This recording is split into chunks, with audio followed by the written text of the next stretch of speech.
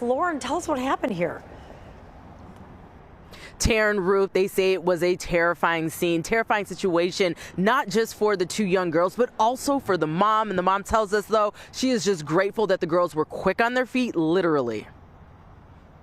I am so proud of those girls. So proud of them that they had the foresight to do that. This mother in Livonia applauding the bravery of two of her daughter's friends who recently ran to her home for help. Sunday night was pretty ugly looking outside and rainy and cold, and all of a sudden there was a pounding on my front door. A pounding that made the mom run to the door. To hear that kind of sound and it being, it was getting dark and it's rainy and cold, and yeah, I mean, it just gave me chills. I'm like, what in the world? Who's coming here? It makes no sense. It was, around 6 o'clock at night. She says it was her daughter's friends, a 12-year-old and a 13-year-old. They were kind of hysterical. They said there was a white van that said fluid something on it with Oregon plates.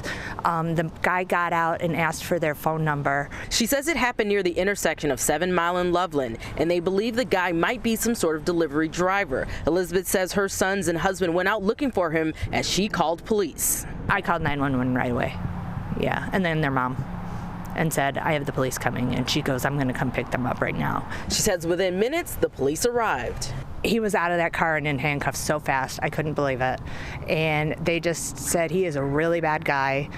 It is so good that he is off the street. Macomb wants him really bad. There's a ton of warrants for him. Fox 2 reached out to Missing in Michigan, an organization that deals with these kinds of cases. They applauded the girls' efforts and say adults know better than asking kids for directions or information. Be aware that it's inappropriate for them to be asking for help. Also, talk to your kids about a safety plan. Run them through scenarios of what to do in this same situation. And if this does happen, make sure you contact your local law enforcement. Even if you're not sure of the intent, it may be of interest and you're better to report it. Fortunately, in this case, the friends are home safe. The mom who helped them hopes everyone will learn from their bravery. And it's scary because it's getting darker earlier, and my daughter walks home from the bus stop by herself, and I hope she does the same. I pray she does the exact same thing that these girls did. Now, that mom in particular just saying that what helped the girls that night was their hyper awareness, keeping their head on a swivel, looking around at all times. And that's what she recommends everyone does and learns from their story. Reporting live here in Livonia, Lauren Edwards, Fox 2 News. Yes, and to think they weren't looking at their phones at the time, because that's always a big thing with kids that age. And then it's just so important. It shows that the parents of those girls obviously spoke to them about what to do if they are stuck in a situation or put in a very dangerous situation like that, and they were able to apply it and use their instinct and get out of there.